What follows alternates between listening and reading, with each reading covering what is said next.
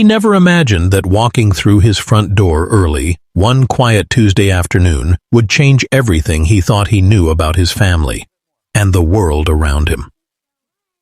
Alex Harrison paused at the threshold, briefcase in hand, the hum of the city outside still echoing in his ears. The Harrison estate, a sprawling modern home in an upscale suburban neighborhood, was usually quiet at this hour. But today, he heard something different. Soft laughter, the rhythmic encouragement of someone coaching a child. Curiosity propelled him down the marble hallway, past the minimalist decor that screamed wealth, past the polished frames of awards and recognitions, until he reached the sunlit living room. There, kneeling on a plush rug, was Lena Carter. She was guiding 4-year-old Matt, Alex's son, through careful steps, holding his small hands with patience and precision. Lena's movements were gentle but firm, her voice calm yet confident, each word of encouragement filled with sincerity. She wasn't just helping Matt move, she was instilling courage, hope, and independence. Alex froze, astonished. He had seen Lena dozens of times before, but never like this. She wasn't just the housemaid who cleaned, cooked, or answered to schedules. She was a force, a presence that radiated care, experience, and something deeper he couldn't yet name. Matt stumbled, then steadied, his face lighting up with a grin. "Again, Lena!" he cheered. At that moment, Alex's wife, Gabby, appeared behind him, holding a cup of tea, her eyes soft but wary. She knew the value Lena brought to their family, but Alex, always the driven businessman, often overlooked these quieter human details. Today, though, something shifted. In the corners of the room, Alex glimpsed shadows of societal judgment. Subtle micro-expressions from neighbors' glances through the bay windows, the faint whispers of an invisible hierarchy. That dictated who belonged and who didn't. Alex's mind raced. Lena's presence, Matt's progress, the calm command she wielded, it all collided with the world he knew, a world built on wealth, status, and silent boundaries. And yet, in that very instant, he recognized a truth that money had never taught him. Real strength, real courage, and real love often emerged from places society underestimated, overlooked, or even dismissed entirely. He stepped closer, the weight of his own assumptions pressing on him. And as Lena looked up, her eyes meeting his, Alex felt a quiet, unspoken challenge to see clearly, to recognize value where it had always been hiding in plain sight, and to confront the subtle prejudices that had unconsciously guided his life until now. He never realized how quickly admiration could turn into discomfort until the whispers began and the walls seemed to close in. The next morning, Alex returned to the office, but his mind was still tangled in yesterday's revelation. Lena's presence in the living room guiding Matt lingered in every thought. At first, he dismissed it as a passing moment, a rare glimpse of compassion he had overlooked. But then came the subtle reminders, comments from neighbors, casual remarks from friends, even the tone of his staff at the office. They didn't speak openly about Lena, not in harsh words, but in 1,000 tiny cuts. "She's very involved with your son. Are you sure you should let her do that? You know how people talk." Each phrase, each glance carried unspoken boundaries, social hierarchies, and assumptions about race and class. Alex felt a strange mix of shame and defensiveness. He knew these whispers were rooted in something deeper, something his wealth and privilege had shielded him from, but hearing them now, it stung. Back at home, Lena's day began early. She prepared meals, cleaned, organized, and most importantly, worked with Matt on his therapy exercises. Her own past, a childhood spent supporting a brother with mobility challenges, gave her a quiet authority that Alex was only beginning to understand. Yet even in the calm of their household, tension bubbled beneath the surface. When a neighbor's child visited, their mother's quick judging glance at Lena sparked a flash of anger in Alex, but he bit back, unsure how to navigate the intersection of gratitude, authority, and the prejudices he had always ignored. As the days passed, Alex observed microaggressions accumulating in ways he hadn't anticipated. Small dismissals of Lena's expertise, subtle assumptions about her role, even casual jokes about her place in the household. They seemed innocuous to others, but to Alex, each incident was a revelation, a mirror reflecting the unspoken social codes he had long inhabited. He began to notice Matt's reactions too. The little boy didn't see race or class.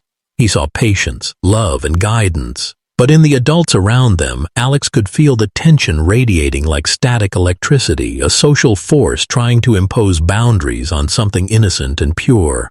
And every whispered judgment reminded him that Lena's dedication was not only remarkable, it was revolutionary in its defiance of expectation. That evening, Alex sat alone in his study, staring at the city lights. He realized that the real work wasn't just helping Matt walk. It was dismantling the invisible barriers that told Lena she was limited, that told society she had a place, and that quietly tried to shape his own understanding of right and wrong. He never imagined that a simple playdate could erupt into a storm of judgment and prejudice. It was a bright Saturday morning when Alex decided to host a small gathering in their backyard. Families from the neighborhood, friends of his wife Gabby, and a few business acquaintances had been invited.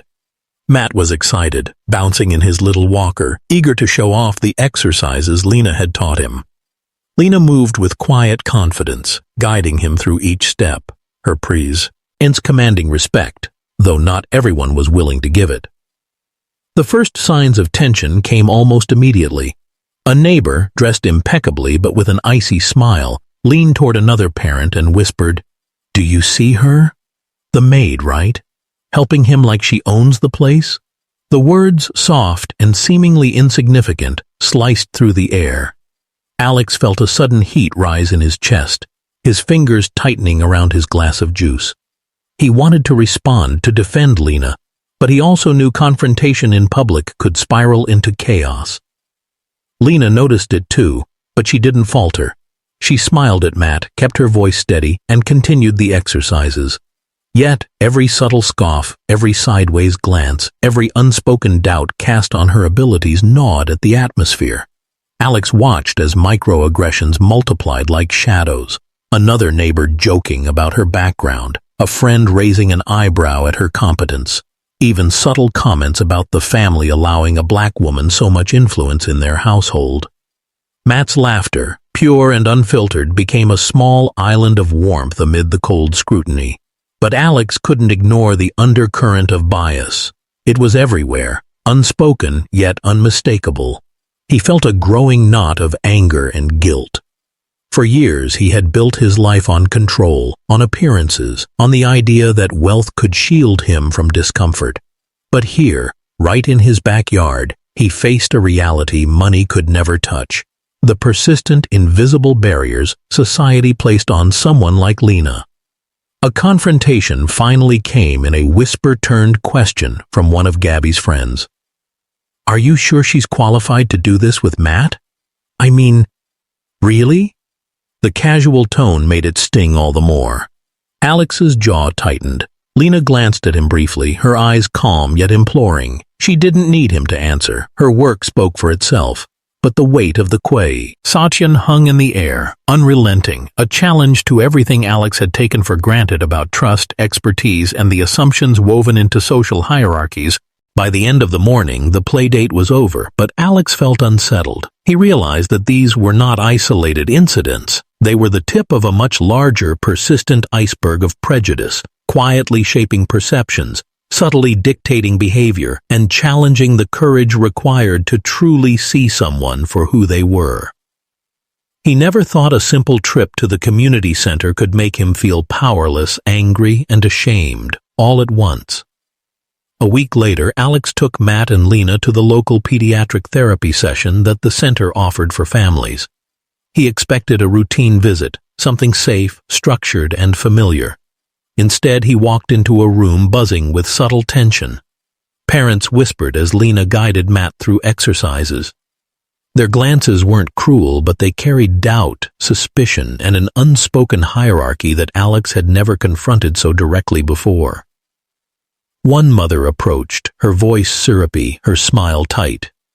"It's wonderful that you're helping Matt, but is it really safe for a housekeeper to handle his therapy?" Alex felt his chest tighten. Lena's jaw remained firm, her gaze steady, and she answered politely, "I've trained extensively with children with mobility challenges. My brother's experiences inspired me to pursue this path." But even as she spoke, he noticed the subtle smirk on the mother's face, the judgment lingering in the air like smoke.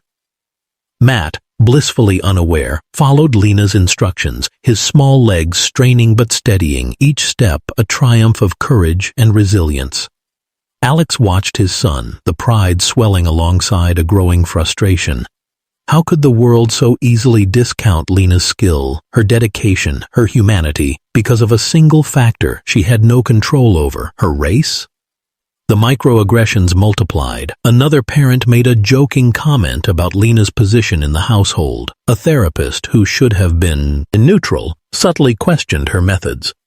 Alex's anger simmered beneath the surface, mixed with a creeping guilt. How had he allowed his assumptions and the social norms around him to go unexamined for so long? Why had he not recognized Lena's extraordinary abilities earlier, or acknowledged the subtle prejudices operating quietly in his own community? By the end of the session, Matt had made progress that would have taken months without Lena's guidance. But Alex noticed the toll on her. Lena's shoulders, usually so strong and poised, bore the invisible weight of constant scrutiny. Her compassion, patience, and skill remained unwavering, yet he could see the effort required to navigate not just physical therapy, but the social barriers that sought to minimize her worth. Driving home, Alex reflected silently on the world he inhabited, the one where wealth, power, and status were supposed shields against discomfort, yet here they offered no protection from bias. And he realized something vital. Lena's strength wasn't just in her skill with Matt, but in her ability to endure, to rise, and to transform adversity into purpose. In that moment, Alex understood that his role wasn't merely to observe or support. It was to confront, challenge, and change the very systems that imposed limits on people like Lena. He never expected a simple parent-teacher meeting to explode into a confrontation that would shake his family to its core. It was late afternoon when Alex received a call from Matt's school requesting an urgent meeting. He arrived to find Lena standing beside him, her posture composed, but her eyes sharp and wary. The principal greeted them with a practiced smile that didn't reach her eyes, and as they sat, the atmosphere thickened with tension. Comments that had previously been subtle, raised eyebrows, quiet doubts, microaggressions, now arrived in full force, wrapped in bureaucratic language. "They've noticed Lena spending a lot of time with Matt," the principal began, her tone polite but icy. "While her involvement is commendable, we must consider boundaries and professional qualifications." Alex's blood ran hot. The words weren't just questioning Lena. They were questioning Matt's progress, his care, and the legitimacy of the bond that had grown quietly over months. Lena remained calm, responding with facts, references, and a quiet confidence born from lived experience. She explained her background, her brother's journey, and her certifications. She recounted every detail of her approach with Matt, highlighting measurable progress and improvements. But the school officials, steeped in protocol and subtle bias, dismissed much of it. The underlying question was clear. A black woman, a housemaid, should not wield authority over a privileged white child. Alex felt rage simmering alongside a helplessness he had never known. The injustice wasn't violent, but it was sharp and pervasive, a reminder that systems often protect hierarchy at the expense of humanity. He thought of Matt's laughter, Lena's patience, the countless moments of triumph now threatened by invisible rules that demanded conformity. The emotional pressure reached a breaking point when a parent in the room, a woman with a polished demeanor and a faintly mocking smile, said outright, maybe the family should reconsider who they let guide their child's development. That was the spark. Alex's voice, usually measured, trembled with suppressed fury. No, Lena's guidance isn't a privilege, it's a necessity, and it's not negotiable. As the tension peaked, Alex turned to the camera, directly addressing you, the viewer. Pause for a moment. Type this phrase in the comments, twice. I rise, I resist.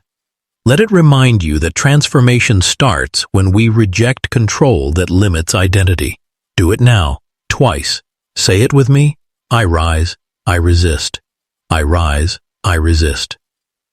In that charged room, the clash wasn't just about Matt or Lena. It was a confrontation with deeply embedded prejudice, a challenge to the unspoken rules of society, and an awakening for Alex himself. The air crackled with moral weight, and in that space, everyone was forced to confront what they valued, what they feared, and who they truly were beneath the layers of expectation. He never imagined that one evening could feel like a lifetime of injustice condensed into unbearable intensity. That night, Alex returned home, his mind still searing from the confrontation at the school. The walls of his mansion, usually symbols of security and control, now felt like a cage. Lena was in the living room with Matt, helping him with evening exercises, her voice steady, her presence unwavering. But Alex could see the subtle weariness etched into her posture, the fatigue of being constantly judged, underestimated, and undervalued despite her talent and dedication. Then the phone rang. A neighbor, emboldened by the earlier confrontation, had left a thinly veiled threat masked as concern. I hope you're not letting her overstep her role. People talk, Alex. They always talk. The words hit him like a punch. Alex realized that Lena, despite her brilliance and compassion, faced battles daily that he had never even imagined, barriers built not on ability but on race and class. The emotional weight bore down, threatening to crush the household. Matt, sensing the tension, hesitated in his exercises, his small face scrunching in confusion. Lena knelt beside him, whispering encouragements, yet even her soothing words couldn't fully shield him from the invisible storm raging around them. Alex's chest ached. He had wealth, influence, power. But in that moment, he felt powerless against the societal forces arrayed against someone as extraordinary as Lena. As the evening unfolded, a neighbor confronted Alex in person. Their tone was polite but razor sharp. You know, some people just don't fit where they shouldn't. Maybe you should rethink the roles you allow in your home. Every word was a reminder of a system designed to control, categorize, and suppress potential based on heritage and circumstance. Alex's rage flared, tempered only by the quiet insistence of Lena's composure. Then something shifted. Lena placed a gentle hand on Matt's shoulder and looked at Alex with quiet resolve. We can't control them, she said, but we can control what we build here. Our home, our family, our love. That clarity struck Alex like lightning. The breaking point wasn't about winning an argument or silencing critics. It was about reclaiming agency, asserting dignity, and refusing to let societal prejudice dictate the value of a life. In that charged, almost cinematic moment, Alex understood fully. True transformation required courage, presence, and unwavering support for those society underestimated. Lena had been living it all along, and now it was his turn to rise alongside her, to defend not just Matt's growth, but the principle that worth, talent, and humanity could never be constrained by bias. He never imagined that the quiet power of presence could reshape not just a home, but an entire community. In the weeks that followed the confrontation, Alex's household transformed. The tension that had hung like a storm cloud began to lift, replaced by a renewed sense of purpose. Alex spent more time at home, observing, listening, and learning from Lena. He watched as she guided Matt through exercises, celebrated his small victories, and patiently navigated the frustrations of progress. Her approach was meticulous, compassionate, and infused with personal experience that no amount of formal training could replicate alone. Gabby, too, embraced the shift. She supported Lena's ambitions, helping her enroll in courses to become a certified pediatric therapy assistant. The household became a hub of collaboration where each person's strengths were honored regardless of social hierarchy or preconceived notions. Matt flourished, gaining confidence with every step, his joy contagious. Alex began documenting their progress, not for fame or recognition, but as a testament to what care, respect, and trust could achieve when bias and assumption were set aside. Outside the home, the ripple effects were noticeable. Neighborhood whispers gradually turned into curiosity, then admiration. People began to see Lena not as a housemaid, but as a skilled professional, a compassionate guide, and a trusted member of the family's inner circle. Alex realized that true leadership wasn't about wealth or status, it was about fostering inclusion, challenging social assumptions, and nurturing potential wherever it emerged. The family's collaboration extended beyond personal achievement. Alex and Gabby, inspired by Lena's vision, began plans to establish a small pediatric therapy initiative, one rooted in family-led care and anti-bias principles. Their aim was to provide support for children like Matt, while also confronting the subtle social barriers that often limited access to care and opportunity. Lena's expertise and lived experience became the cornerstone of this initiative, giving her the recognition and platform she had long deserved. Through this process, Alex experienced a profound shift in perspective. He saw clearly how societal prejudice, even when unspoken, shaped interactions, limited potential, and distorted relationships. But he also witnessed the power of consistent, patient advocacy, how presence, empathy, and steadfast support could dismantle invisible barriers. The transformation wasn't instantaneous and challenges remained, but the trajectory of the household and their broader community had fundamentally changed.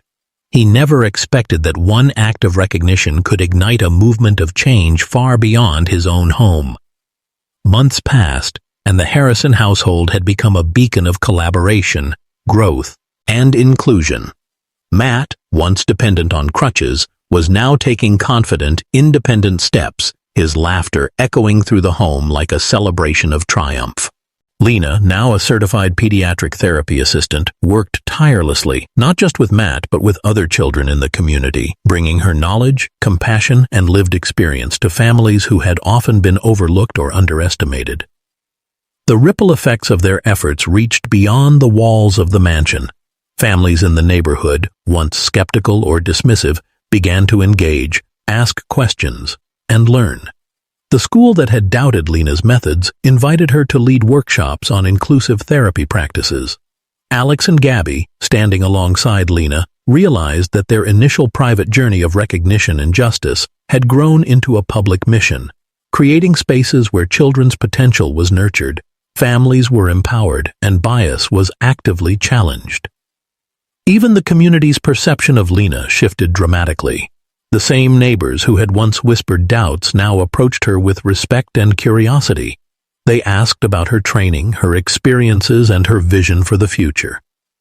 Lena's quiet perseverance had broken down barriers not through confrontation alone, but through competence, dedication, and the undeniable evidence of Matt's progress.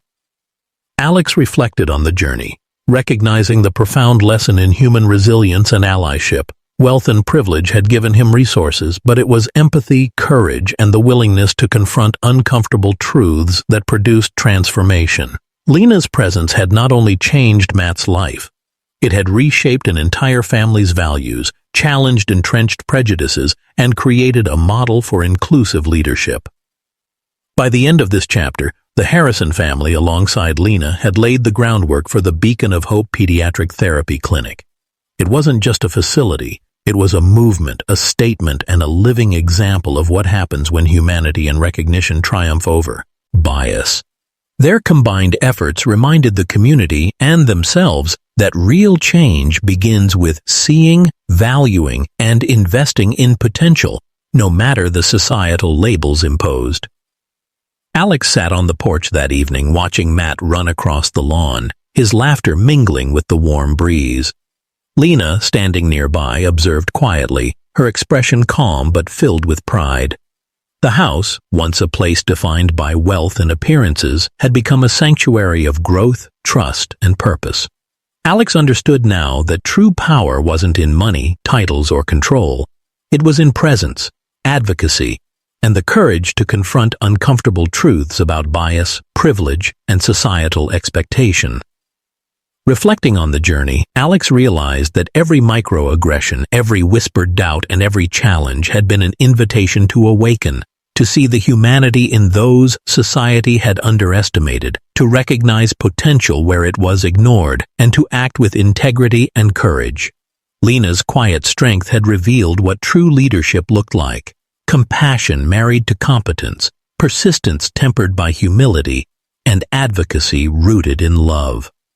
This story wasn't just about a family or a household. It was about every person who has been underestimated, every child whose potential has been limited by prejudice, and every individual with the power to act as an ally. The Beacon of Hope Pediatric Therapy Clinic was more than a building. It was a living testament to what happens when society's invisible barriers are challenged and human potential is nurtured without restriction. Alex turned his attention to the viewer, his voice steady but heartfelt. Look around.